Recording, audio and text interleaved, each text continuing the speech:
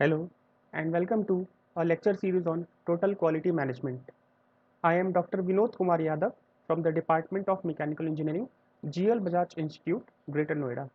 Today I will discuss regarding the failure mode and effect analysis as related to Total Quality Management. That is basically in short form we can write it as FMEA. So before starting that, we must need to discuss what is the importance of this failure mode and effect analysis. Basically, as we know that the customers have high expectations with the manufacturers in terms of reliability of the product, in terms of customer satisfaction, in terms of their quality. So any problem or defect which is being seen during the process of production or processing or service, that may lead to customer dissatisfaction. So we need to eliminate the failures at the early stages of in fact designing, processing or servicing. So basically this is a challenge to design a quality and reliable product at the beginning of the process and ensure that, and the manufacturer has to ensure that there are no defects in the product. So this FMEA basically is a best way of analyzing potential reliability problems early in the development cycle itself. So if we define this particular term, this FMEA is a structured approach of discovering potential failures that may exist within the design of a product or process. So basically the aim of the failure mode analysis is to anticipate the failure during the design stage itself, that is the very beginning stage, by identifying all of the possible failures in a design or manufacturing process. The failures that may come across are in the early stages of designing or manufacturing, that has to be eliminated at its initial stages. So basically this failure mode stands for the ways in which a process can fail, the methods or the ways by which the process or a product can fail. So we have to find out the ways of becoming defective. So what is the meaning of effect? Are the ways that these failures can lead to waste, defects or harmful outcomes for the customer. So it must not be wasted. So we have to find out the effects, that how this will be uh, uh, taken care of. So this FMEA concept was initially introduced in 1950. So this is an highly effective method that lowers or reduces the failure. So initially in 1960 it was adopted by Aerospace Center NASA for their uh, development purpose, for their designing, development and other purposes. So later it was adopted in 1970 by automotive sector, and in 1994 the QS 9000, that is quality standard 9000, it was being uh, uh, taken care as a key role. This FMEA concept analysis was considered to be very important for quality systems. So what is the importance of FMEA? Basically, if we conclude this, assessment of design or process failure modes becomes very easy with the FMEA analysis. So evaluation of the complexity of the failure modes can be done. Identification of the causes of failure. So we can identify the causes of failure.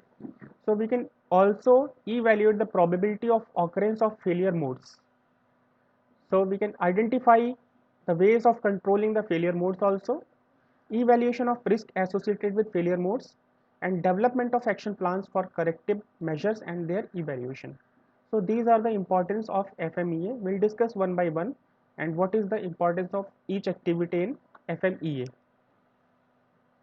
So basically we can classify this FMEA into two categories. This failure mode and effect analysis can be classified into two categories. First one is for design category, okay, and second one is for process category. So in case of design category, if we want to do the FMEA analysis, that this analysis explores the possibility of product malfunctions, that is defectiveness, reduce product life, and safety and regulatory concern derived from due to these reasons, like material properties problem. There is some problem in the material properties that can be taken care of. Geometry is not proper or improper, this can be taken care of during design phase. Tolerances are to be maintained properly. Interferences with other components, so we have to check the interfaces with other components, whether this particular component is performing well or not. Then engineering noise like environmental noise, user profile, degradation, system integrations. So these all aspects have to be taken care while in designing phase of the product or process or service. So this classification is responsible for conducting or developing a good product in its design phase. So other category is process FMEA. So for this is done for processing. So this explores basically the failures that impacts product's quality, reduce reliability of the process. So this may lead to customer dissatisfaction, and safety or environmental concerns may be uh, come in picture. So these factors are basically the factors which disturb this particular category, that is process is human factor, and the methods followed while processing, materials used, machines utilization, measurement system impact on acceptance, environmental factors on process performance. So this process category is affected by all these factors. So this has to be taken care of while doing the FMEA analysis for process category. So we'll see how this process failure mode effect analysis is conducted. Basically, the beginning step is to describe process. That is, we have to draw the flow diagram, we have to identify the customer needs, we have to analyze the needs and plan accordingly. So we have to draw a flow diagram. The sequence of events that are required to be done must be shown in a flow diagram. That is a planning chart. Okay. Then after drawing this basic phases of initial description, including flow diagram, customer needs, prioritization, etc., then we'll process the function or enlist the functions. So we'll describe the functions of each and every individual or component. So what is the purpose of this particular component in the entire system, and we have to describe it fully. After being setting up the description of the components, we have to identify the potential failures or failure modes. So that basically is the specific loss of function. Failure is basically specific loss of function or a process or a part or a service if it is not doing its intended purpose or serving its utility as per the basic requirement. So we have to identify the potential failures and modes of failures, how this will be failed. Okay, we have to forecast it before the failure occurs. So we have to check whether this product will lose its function, this process will lose its functionality, the part will be defective during the function. So we have to identify at the early stages. Okay, then we have to describe the effects of failures. So this basically is the consequences. What will be the consequences of this particular failure? This has to be described earlier. So here we have to define the severity, whether this sort of consequence will lead to less severity, moderate severity or high severity. So we have to define the severity here. So the consequences may be rated from 0 to 1 or 1 to 10 in the scale of 1 to 10, where 1 will be the low severity and 10 will be the highest severity. So we'll discuss this also while calculating the RPN index in coming slides. Then after describing the effect of failures, we have to find the causes of failure. So we may use some techniques like root cause analysis or 5 whys and find out the causes of failure, what due to which reason the failure has come across. So we have to choose the occurrences, choose the causes of occurrence of that particular failure, and we have to define an index or a parameter known as occurrence. So this is again to be rated from 1 to 10, 1 being lower and 10 being higher. We'll see this also. Then after finding the suitable cause using suitable techniques of root cause analysis or some 5 why concept, we have to adapt suitable controls to take care of this particular failure. So this basically control includes the mechanism or mode or methods or tests or inspections to prevent failure causes. So we have to choose suitable technique to take care of these failures. So this is known as detection stage, denoted by capital D. So this has to be taken care here itself so that the causes of failure may be removed or reduced. After After adapting suitable control or planning for suitable mechanism to develop the solutions to take care from this particular cause, we have to calculate the risk. So the risk is calculated by using this parameter RPN, that is basically the product of severity, occurrence and detection.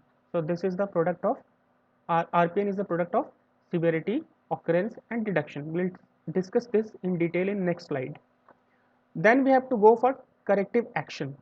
So we have to what should be the corrective action? The values of consequences, that is severity, occurrence and detection, must be low. So we have to reduce the severity, we have to reduce the occurrence, we have to reduce the detection, and then we'll go for evaluation of the results, whether the plant activity is performing according to the forecasted controlling system, or whatever cause of failure we have determined is being taken care of or not, is being evaluated by seeing its final results. So this is the process FMEA that is adopted for processing of any component. So now we'll talk about the RPN. RPN is basically the risk priority number. Okay. In short, it is written as RPN. So this is basically the product of severity, occurrence and detection. So FMEA approach is basically identifies the problems like severity of the problem. So S stands for severity, and this parameter helps to determine the effect on the customer, that is how severely it is affecting the customer. So severity rating is the effect of the failure on the rest of the system if the failure occurs. So occurrence is the frequency of the problems. Occurrence and frequency of the problem is being determined using the parameter O. Problem detection D, easiness. This parameter D represents the easiness of detection of problem. So the scoring matrix is being rated in the scale of 1 to 10, 1 being the lowest value and 10 being the highest value. So here is the scale for severity ranking, in which 1 indicates the low risk, and as we move towards right side we'll move to 10. So this indicates a high risk. So this severity is being rated according this particular scale. Okay, if its value is high, then this may lead to high risk to the customers. So second parameter is occurrence. So occurrence, this value of 1 indicates a low probability of risk. As we move from 1 to 2, 3 and so on up to 10, this 10 parameter will represent high probability of risk. So this is highest probability of risk. So third parameter is detection. So in this scale we can see that the parameter value 1 represents the parameter that likely to catch failure. Okay, basically the product of SOT. So here we can see that the rating, this is 10, 9, 8, 7, 6, 5, 4, 3, 2, 1, and this table indicates the severity, occurrence and this detection. So this 10 rating for severity indicates hazardous without warning, and if we move towards 1, there is no severity, none. So this is the least severity index. Similarly for occurrence we have rating 10, so it indicates very high failure, almost inevitable. And if as we move towards 1, so it indicates remote failure is unlikely, so it very less chances of failures. If we talk about detection D, so the value of 10 indicates absolute uncertainty and value of 1 represents almost certain. So by using these parameters, these value or ratings, we can calculate the risk priority number for failure analysis. So in totality we can say that failures and defects are expensive in nature. This may lead to a huge cost that is being added to the product. So if defects in products and services are detected through rigorous testing and predictive modeling in the later stages of design or development or usage, that may add significant cost to the product. So this is undesirable basically. So what we have to do, we have to early detect the causes of failures. Okay, if it is possible, we have to do it during the process of designing itself, designing a process, designing a product, designing a service. at the design phase we have to remove the causes of failures. Okay. So basically we have seen that this FMEA technique helps organizations to identify potential failures during the design stage by enlisting all possible modes of failures in a design or manufacturing process.